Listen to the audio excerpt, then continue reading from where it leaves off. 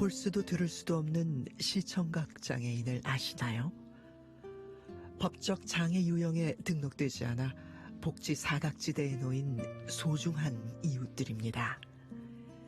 시청각 장애 공감 프로젝트 어둠과 정막으로부터를 통해 인식 개선과 사회적 공감을 함께하고 싶습니다. 이 프로그램은 방송통신위원회의 방송통신발전기금을 지원받아 제작한 것입니다. 시청각장애 공감 프로젝트 어둠과 정막으로부터 지금 시작합니다. 네, 시청각장애 공감 프로젝트 어둠과 정막으로부터 오늘 19번째 시간입니다.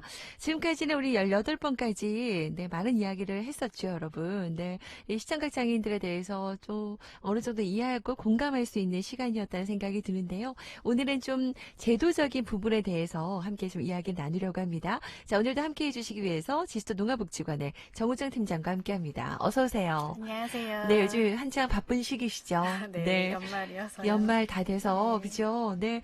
이럴 때 또 함께 해주셔서 감사드리고요. 지금 보는 라디오, 또 수호통역 보는 라디오로도 함께 할 수 있습니다, 여러분들. 네, 많은 관심 부탁드릴게요.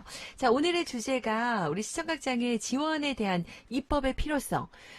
반드시 올해에는 저희도 지금 계류 중인 국회에 잠자고 있는 이 법을 좀 깨우자, 또 꼭 통과시켰으면 좋겠다는 생각했었거든요. 그죠? 네네. 그 입법에 대해서 강조하고 있는데 왜 이렇게 중요한지 오늘 좀 이야기 나누면 좋을 것 같아요. 그죠? 네네. 네. 저희도 그 시청각장애인분들 지원해 오면서 가장 어려웠던 부분 중에 하나가 그 제도적 근거가 부족해서 충분한 지원이 어렵다는 부분이었는데요. 네. 그래도 2019년부터를 비교하면 지금까지 네. 조금씩 발전은 해오고 있습니다. 네, 그래서 네. 오늘 과정과 또 앞으로 필요한 부분에 대해서 이야기를 좀 준비를 해봤습니다. 아, 그래요. 아직 아쉬운 부분도 있지만, 그래도 예전에 비해서 좀 놀라울 만한 그런 성과들도 있고, 그런 과정들이 있는 거니까, 네. 좀 더 우리 희망적으로 생각하면서 함께 이야기 나눠보죠. 네.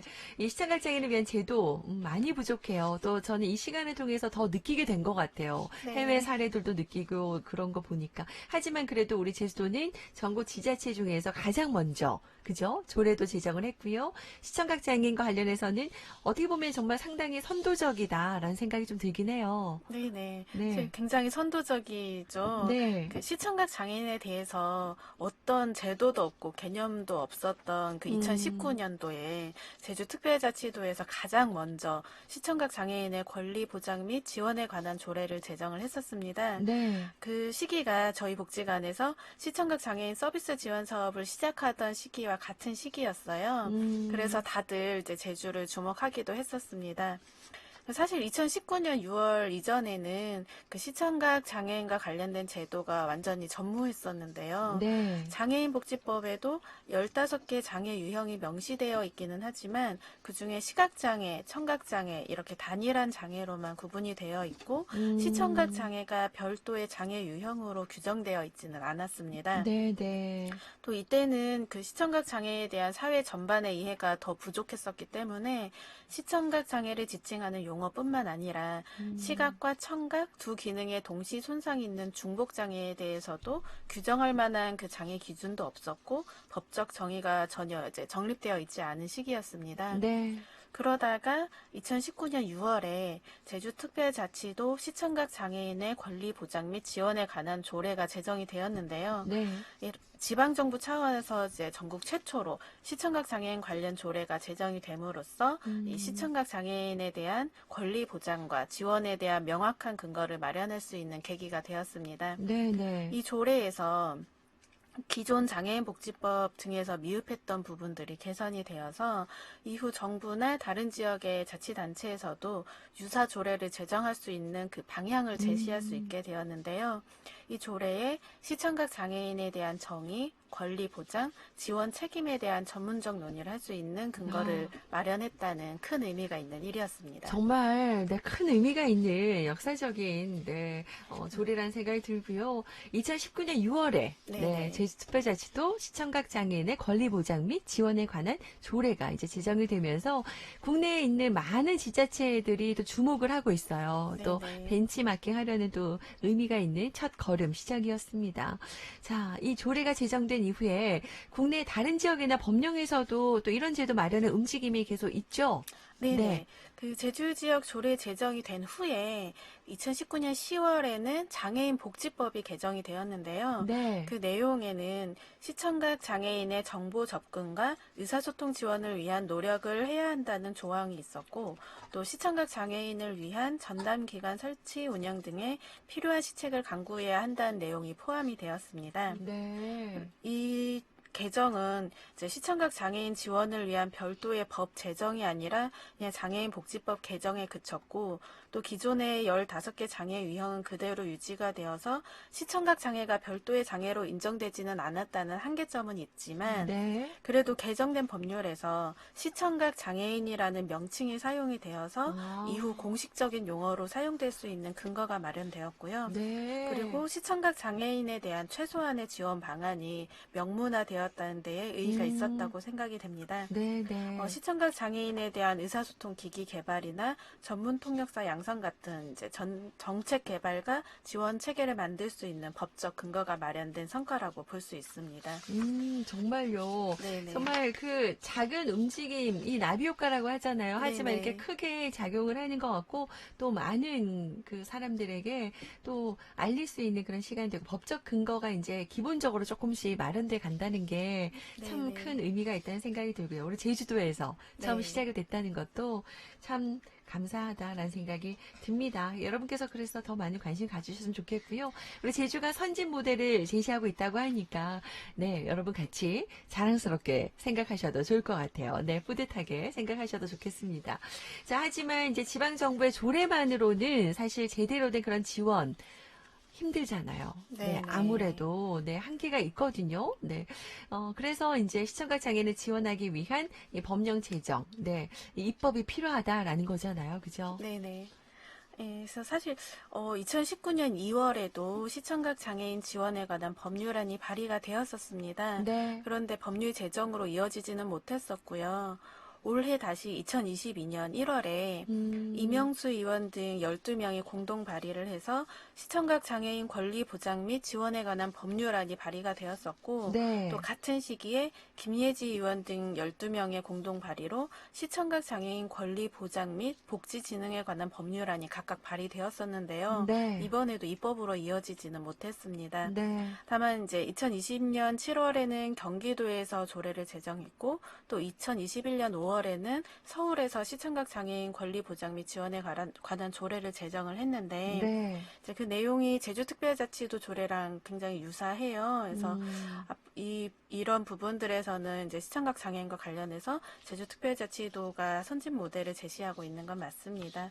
그래도 전국적으로 봤을 때는 아직까지는 시청각 장애인에 대한 인식이 부족하다 보니까 시각 장애인과 청각 장애인을 각각 지원하는 게 낫다라는 논리가 훨씬 우세한 것도 있고요. 네. 또 수가 적은 시청각 장애인을 위해서 큰 예산을 편성해서 지원하는 것은 어렵다라는 이유도 있어서 이제 법률 제정이 어려운 건데요. 이전에 비해서는 시청각 장애인에 대한 이해도도 높아지고 또 많은 분들이 힘을 모으고는 있지만 아직까지 이런 부분들 때문에 법령 제정까지 가기에는 어려움이 많은 것 같습니다. 그래요. 그러니까 어쨌든 이게 법령 제정까지 가기 위해서 여러 가지 국민들의 그 여론이나 공감대 이런 것도 중요한데 네네. 아직까지 잘 모르는 분도 많이 계시고 정보도 없다 보니까 더 네, 공감하기 힘들고 또 우리가 함께 생각하는 시간들이 부족했던 것 같은데요. 저희가 함께하고 있는 이 시간을 통해서 조금 더 네, 그 입법 과정으로 나아가는 그런 길에 좋은 청신호가 켜지길 바라며 시작을 했잖아요. 네네. 그래서 어느새 19번째 시간이 됐고 네, 여러분께서도 이렇게 방송을 들으시면서 느끼는 부분이나 함께하고 싶은 이야기 있으시면 언제든 같이 좀 공유해 주셔도 좋을 것 같습니다. 자, 이렇게 방송을 통해서 더 시청각 장애인을 그러니까 숫자로만 이렇게 비율로만 비교하면 안 될 것 같다는 생각이 들어요. 그죠? 네, 그렇죠. 그렇죠. 네. 아직까지 이제 그런 인식들도 많아서 좀 어려운 부분이 있지만 함께 우리 또 함께하면 해낼 수 있지 않을까 싶습니다. 이런 과정을 통해 시청각 장애인을 위한 또 지원 법령 마련 조금이라도 더 가까워질 수 있는 시간이 네, 다가왔으면 좋겠네요. 그러면 이번 법령이라든지 조례 같은 제도 마련할 때 그러면 이제 그 안에 좀 내용이 중요하잖아요. 또 네네. 중요하게 다뤄져야 하는 부분 어떤 부분이라고 생각하세요? 우선 이제 시청각 장애에 대한 정의와 개념이 규정이 되어야 될 것이고요. 네. 그에 따라 이제 별도의 지원 체계가 필요하다는 규정이 필요한데요. 네. 제주특별자치도 조례에도 명시가 되어 있지만 음. 시청각 장애인분들에게 가장 중요한 것은 의사소통, 정보 제공, 그리고 개인별 맞춤 지원입니다.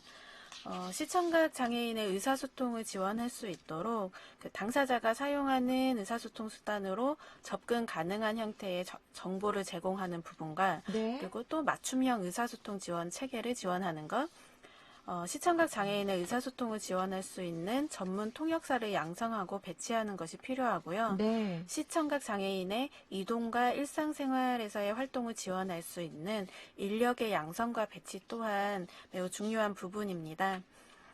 그리고 개인별 맞춤 서비스로 시청각 장애인이 독립적인 일상생활을 할 수 있도록 하는 부분이나 아니면 교육, 직업, 평생교육, 정보 제공, 심리 상담 같은 이제 생애 주기별로 필요한 서비스들을 맞춤형으로 지원하는 부분에 대한 내용도 있어야 되겠고요.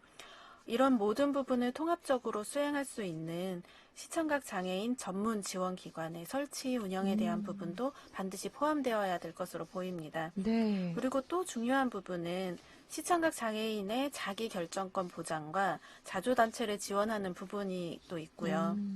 이런 여러 지원의 근거가 될 수 있는 실태조사에 대해서도 명문화될 필요가 있다고 보여집니다. 네.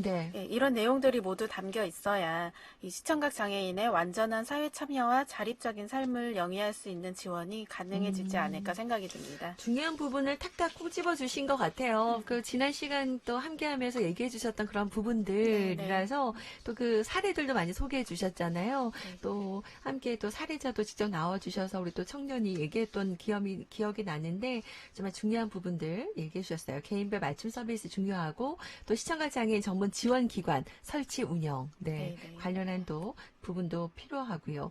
지금 제주도에서도 조례도 만들어지면서 또 실태 조사도 또 처음으로 이루어지기도 했었잖아요. 네. 근데 또 더 많은 조사들이 이루어져야 된다는 말씀도 하셨었고, 계속해서 가야 할 길이 멀지만 우리 함께 해요.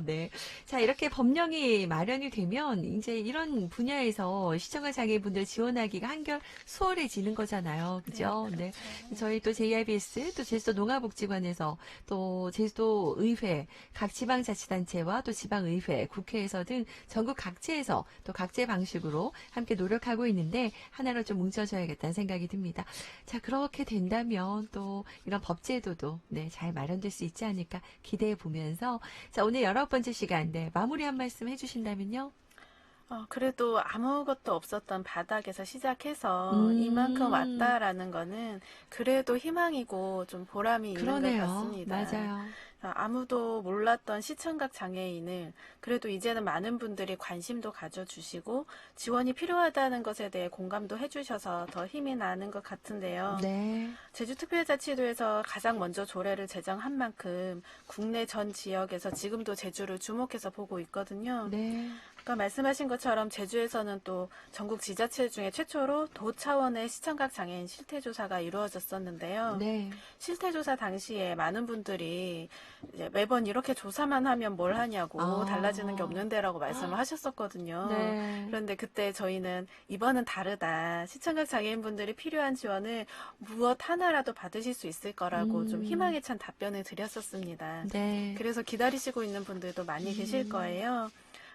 많은 분들의 기대처럼 제주에서 이제 선진적인 모델로서 시청각 장애인을 전문적으로 지원할 수 있는 전담 기관이 설치가 된다면 이제 이걸 계기로 우리나라 시청각 장애인 복지가 다시 한 번 더 도약할 수 있을 것이라고 생각이 들고요. 네. 그래서 법령 제정을 기다리면서 또 동시에 제주에서는 제주만의 진취적이고 개척적인 도전이 또 다시 한번 이루어지면 좋겠다는 생각이 듭니다. 그래요. 또 우리 제주도 농아복지관이 또 앞장서고 계세요.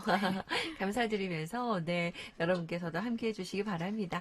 자, 시청각 장애 공감 프로젝트 볼 수도 들을 수도 없는 우리 장애인을 말하죠. 시청각 장애 시각장애인 그 삶들을 함께 조명해보고 또 공감하는 그런 시간으로 함께하고 있는데요.